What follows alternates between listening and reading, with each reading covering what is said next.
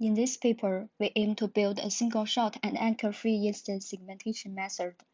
There are two main challenges for one-stage instance segmentation: object instance differentiation and pixel-wise feature alignment. Accordingly, we decompose the instance segmentation into two parallel subtasks: local shape prediction that separates instances even in overlapping conditions, and global saliency generation that segments the whole image in a pixel-to-pixel manner. The overall architecture of CenterMask is shown in the figure. The heat map and offset branch predict the positions and categories for objects.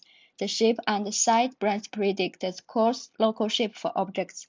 The saliency branch predict the price global saliency map for the whole image. The local shape and global saliency for each object are multiplied to form the final mask. The figure shows images generated by CenterMask.